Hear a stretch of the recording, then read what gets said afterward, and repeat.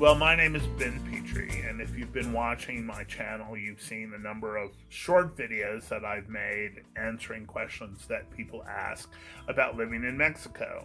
And now I've begun a newer series of longer pieces where I interview people who talk about their stories and how they came to be here in San Miguel and share other information that you might find of interest.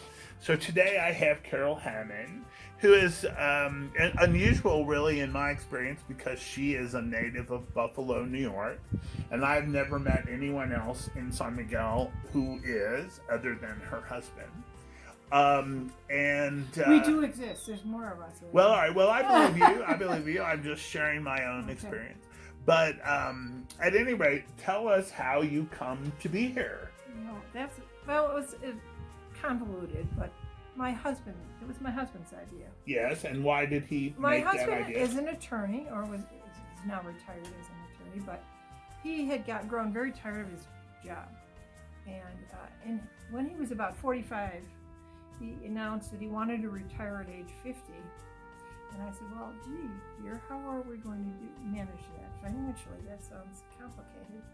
And he said, well, I have a friend whose parents moved to Mexico, and they're quite comfortable, and they say it's very reasonable to live here, and we should look at it. And I said, sure, we can look at it. And so we started to research where would be a good place to live. And there were a number of books available, and there's probably a lot more now. Sure. Because this was about 14 years ago, 15 years ago. No, longer than that, 20. And so we started to visit Mexico and visit different towns that a lot of Americans lived in. And where did you visit? We went to Guadalajara, which is a little too big for me. Okay, that's understandable. It's a nice place, but a little too big for me.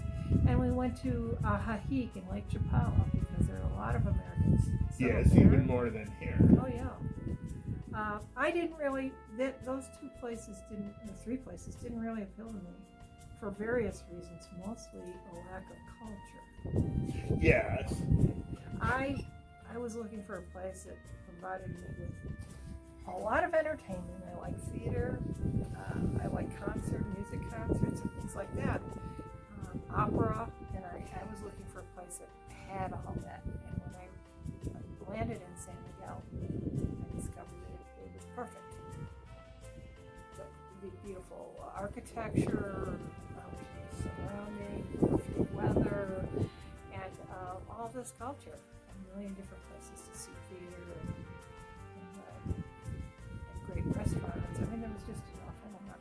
And did you know right away? I mean, you were there I actually 3 days did. or I was something? here a couple of days and already started to look at real estate, which sounds a little outrageous. I didn't buy it on that first visit, but I looked and really seriously looked. And so a year later, I came back, and the plan was to look at real estate and decide whether it was a place I'd want to live. So I planned to visit for a whole month and really soak everything in. And what happened is I looked at real estate the first week and bought a house without much thought. And then went home and thought, well, how are we going to do all this? Get our lives in order to be able to move here. And it took us about a year, but we did. My husband had to sell his practice, and I had to retire from my teaching job. But it all went so simply and easily that I decided it was meant to be. Oh, great. Yeah. So how did you choose your house? We met a real estate agent at Tony's Rotary meeting. Yes. He's a Rotarian. And he took us, we told him what our price range was, and he took us to various places that he thought would fit the bill. And one of them worked out perfectly. And you just walked in and loved this house? We walked in and liked the house for a number of reasons. It has a lot of garden space and things like that, and enough light that I really appreciate. And so we put in an offer, but I think we really thought, oh, they'll never accept our offer. We gave a little lower than they were asking, and thought, oh, they'll never expect it. It'll just be a polite response. But But they did. They did accept our offer right away, and As here if we were. it was. We had a house. And Yes. we had to make it work, but it's actually been pretty simple transition. Yes. So now, Tony, I know, is a big wheel in Rotary, and you've helped out quite a lot with your famous German potato salad. So Tony's met a lot of people through the Rotary connection. Well, that's a great way to meet people to start with, is to join organizations. I'm a volunteer at Elma, the nursing home here. Yes. And I have a lot of friends out of that experience of volunteering. So. And I get the sense that an awful lot of people make their friends through volunteering efforts in different areas. There's so many NGOs in San Miguel that are mostly run by Americans. There's so many different opportunities to volunteer. It's pretty amazing, and it gives you something to do, something valuable to do, where you're actually contributing to people. Sure. And so that's good. I mean, if you were somebody in the States and thinking, well, if I like San Miguel, everything I've seen about the climate and the culture and the cost and all of that is pretty wonderful, but you would suggest to them that choosing a volunteer opportunity or two? I find the only people that have trouble moving here are people who are very job driven. Okay. You know, they're executives and companies, and that when they retire, they find not enough to do. Yeah. But volunteerism eliminates all those problems. You can keep busy every day if you want to. Yes, so that's pretty great. And all of these organizations do wonderful things that really help people. I mean, I know Rotary is involved with this water catchment systems. Yes, and their composting toilets. Composting toilets. Where they also have provided ambulances for the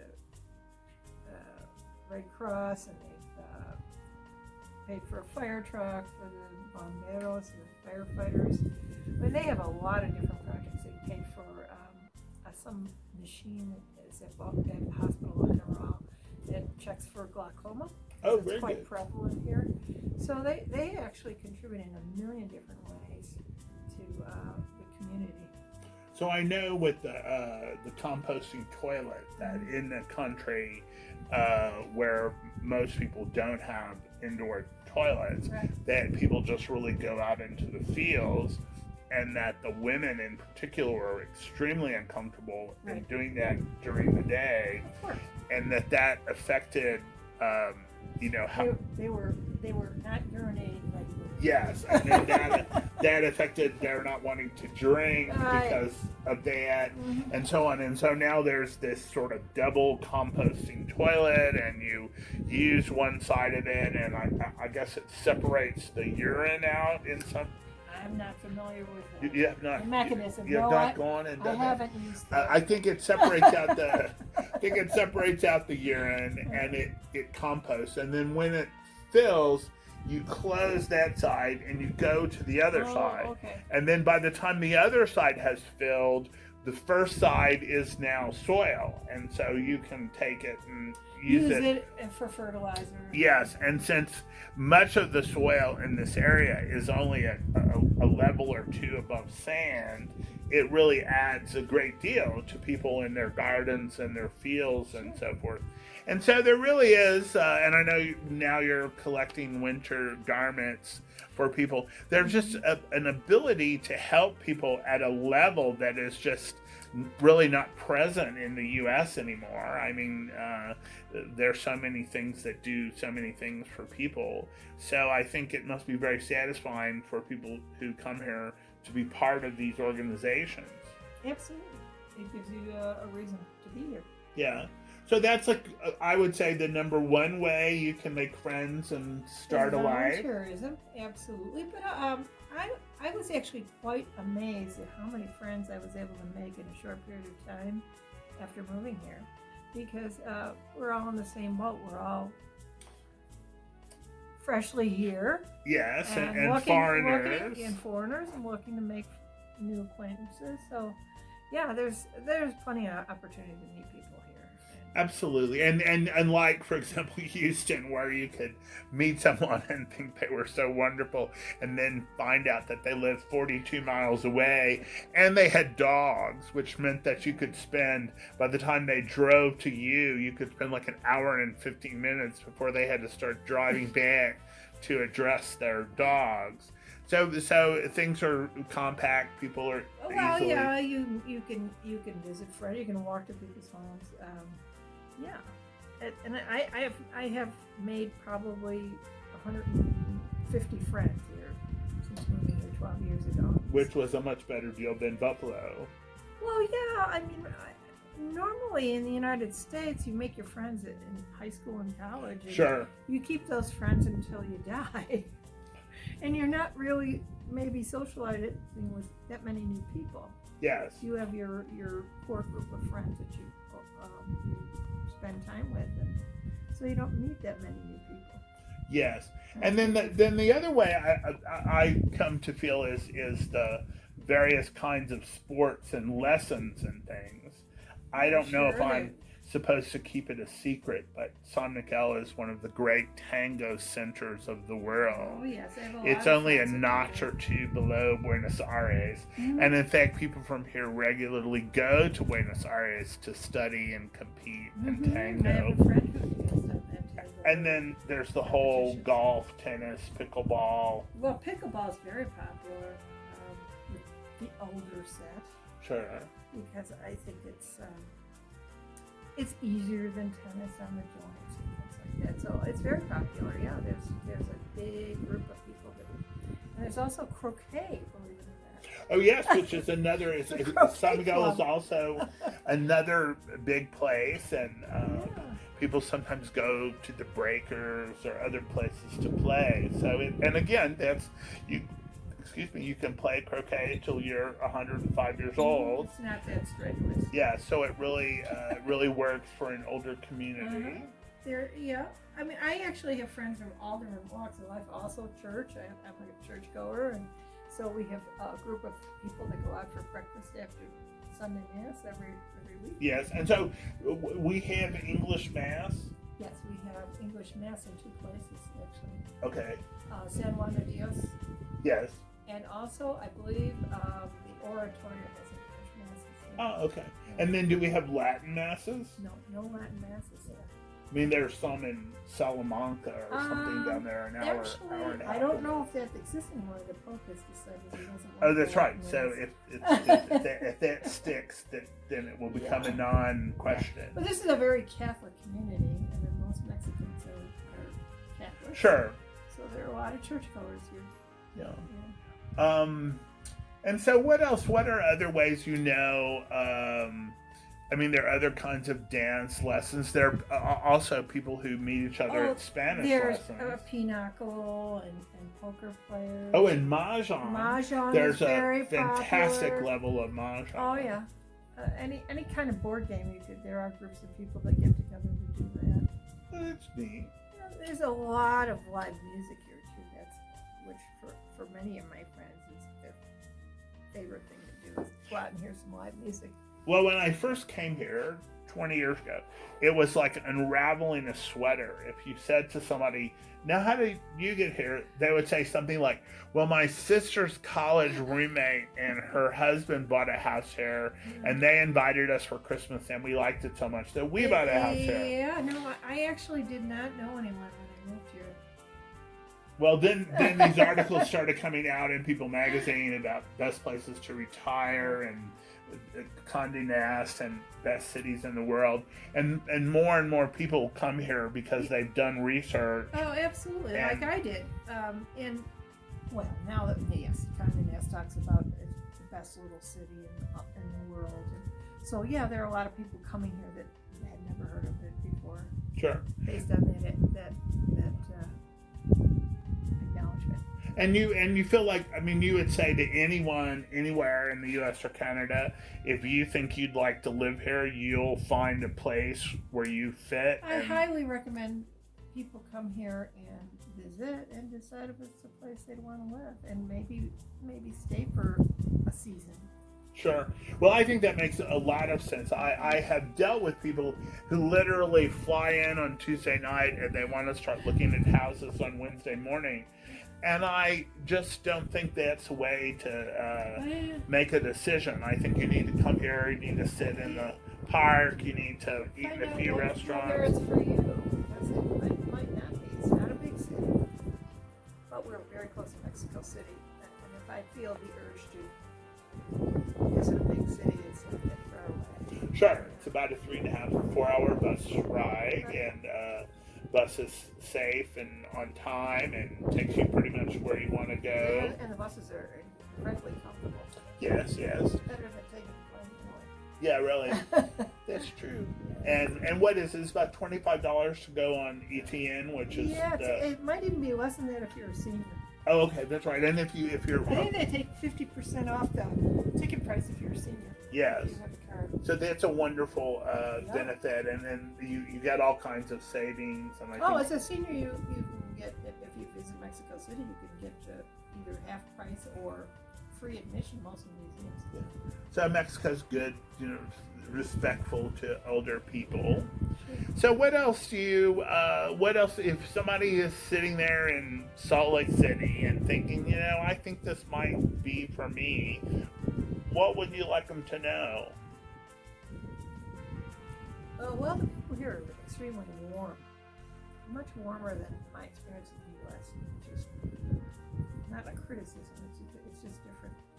And as I mentioned earlier, family is the most important thing here. And that's something that I really admire. And crime is very low. When I first moved here, I used to call it Mayberry. Because it was so tranquil in my neighborhood. Yeah. Quiet, friendly neighbors that look after you. There's a lot to be said. There's an awful lot to be said. It's living here is kind of what I remember growing up as a child in the 50s.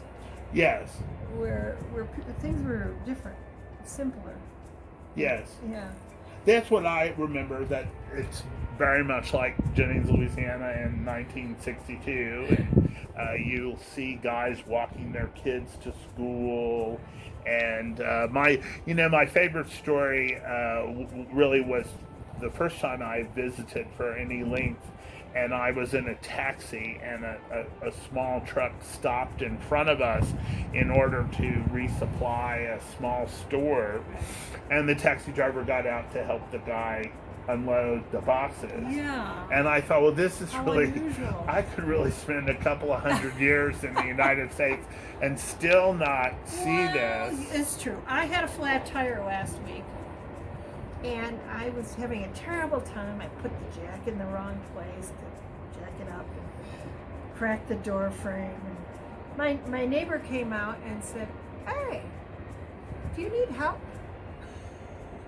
And I said, "Yes, thank you." And he came on and he jacked the tire up and put on a new tire. And I don't think that would ever happen anywhere else I've ever lived. You would just walk right by you as you're changing your tire. No, and you and Tony have had a good bit of interaction with the Mexican medical system. Yes. And how are you about that? Surgery. I thought it was, actually, I'm going to be honest, I thought I got superior care than I would have if I'd been in the United States. Much more nursing care. There was someone checking on me all the time. I spent a week in the hospital and 2 days in intensive care after surgery, and I have to say I had excellent care the whole time. I felt really good about it. In my one experience, when I went under anesthesia, the nurse held my hand until I was gone. They're very attentive and very kind.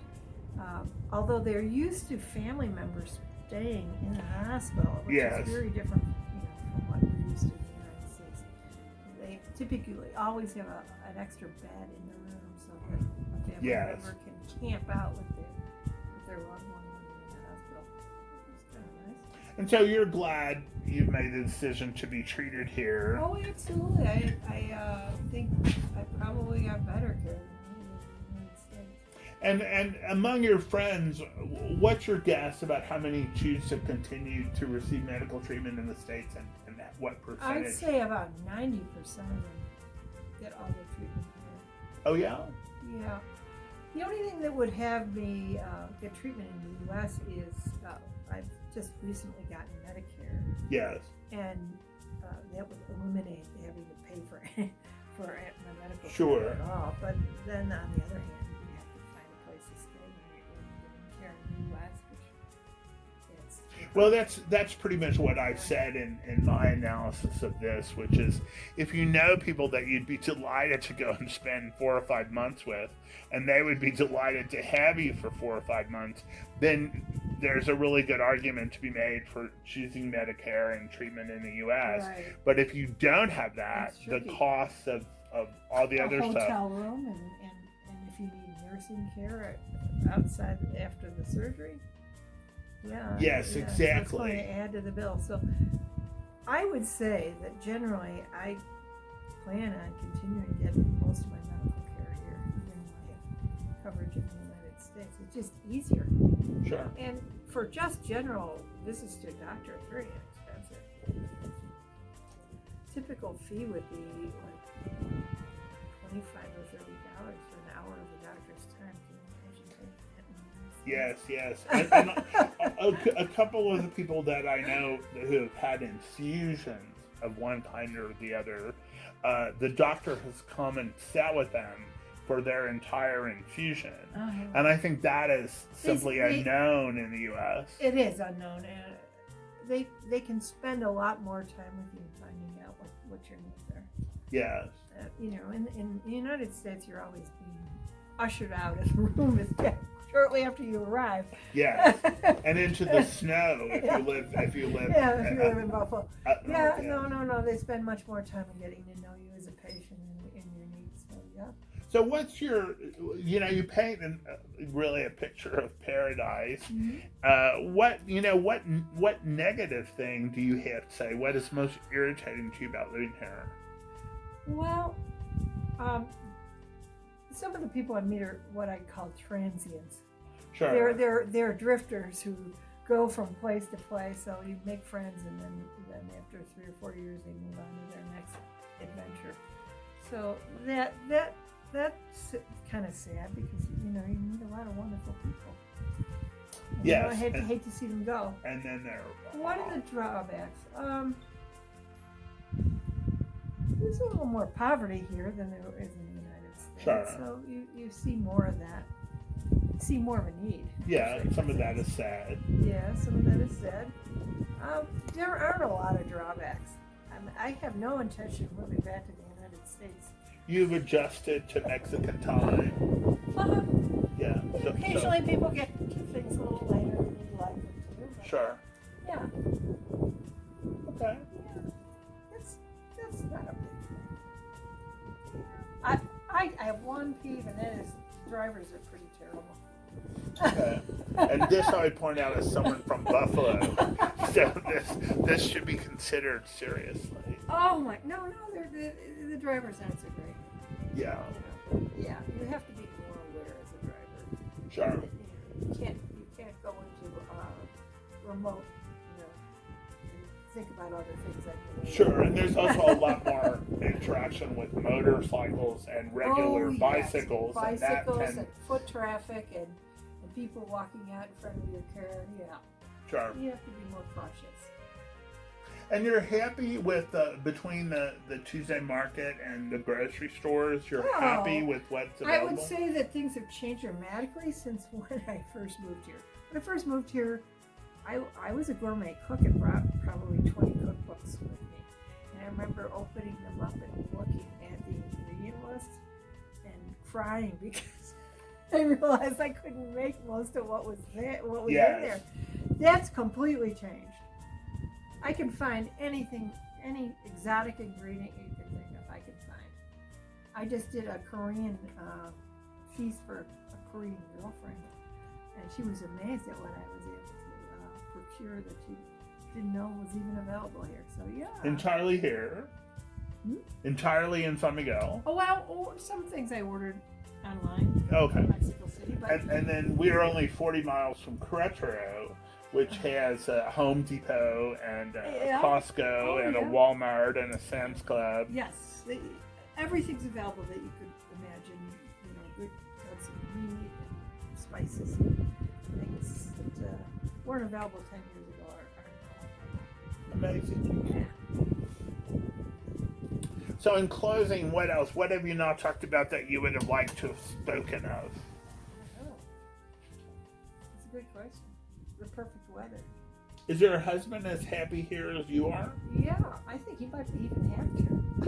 Yeah. Well, I think, my experience, my experience is twofold. One is that there are a lot of single women here, and then there are a lot of women who kind of drag their husbands here, but that the reality is the men in general are happier than the women. I mean, it's easy to play golf, it's easy to play tennis. Yeah. There are people who do some of the work that was on their honey-do list when they lived in the States and so on. My husband loves the whole ambience of Mexico, the relaxed nature of it.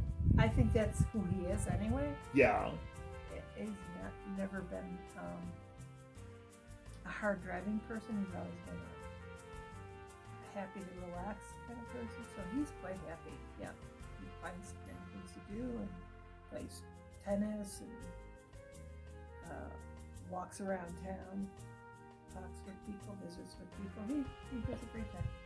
So for the couples where they're both independently active, there are plenty of choices for either of them. I mean, the wife can volunteer at Alma while the husband plays golf every day. Absolutely. Yeah. And all that is quite inexpensive. Golf fees. Well, less expensive than the United States. Yes. It costs something to play golf here. Yeah, and I forget what happened. I used to play golf. I was the 9th man on an 8-man golf team in high school, which I totally loved because I didn't have to play except during flu season. So I got to practice every afternoon, but I didn't actually have to go to the tournaments except when, flu would strike. And so I was giving some thought to starting this, and I want to say it was something unbelievable. Like I could have a private lesson with the pro for $10, something like that. Yeah, I mean the club fees aren't that cheap. I mean you still have to pay, sure, thousands of dollars to be a member of a golf club. Yes, but I mean several thousand, not tens of thousands. Yes, several thousand, and there's always someone selling a membership. In fact, I know someone if you're looking. I know somebody's selling a membership right now. And what do you think that this would be Ballantine? Yes. And what will they ask? I don't know. I'll have to find out for you. Oh, I saw a notice where somebody said they're selling for $1,000 below market, and I thought, well, it would really be helpful if you'd share what the market is. Oh, I can find out all that for you. Oh, that would be good. So, gosh, I think we, paint a pretty full picture of, your life and how you come to be here, and that the decisions you made were pretty much across the board the right ones. Yeah, I have no regrets, certainly. Okay, and that's nice. Well, you can see that on your face. Oh, I love it here. The mere thought of moving is very uninteractive. Oh, that's good. That's how I feel. I think I'm just so delighted with so much. So, in closing, is there anything else you want to say? All right. Well, thank you so much for talking with us, and it's so great. And later, there's a video where we'll see you dead, where you're dressed up for the Day of the Dead.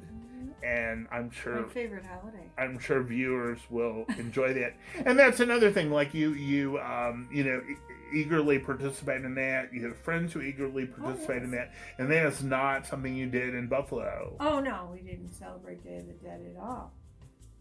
Buffalo doesn't really have a very big Hispanic. So did you do costumes for Halloween? Of course. Okay, but not for Mardi Gras. I used to do costumes. I worked. I volunteered at a local theater, and we had a costume show. Where we would all get dressed up in the costumes from past theater productions. Sometimes famous people wore them. It was really kind of fun to do. Oh, I like it. Oh yeah. All right, so all of you out there who are have makeup and dream of using it regularly, this is clearly your spot. Yeah. So anyway, thank you so much. You're It's welcome. delightful to be with you, delightful to know you, and I'm so happy that all this has been such a great gift for you and your husband. Yes, thank you. All right, terrific.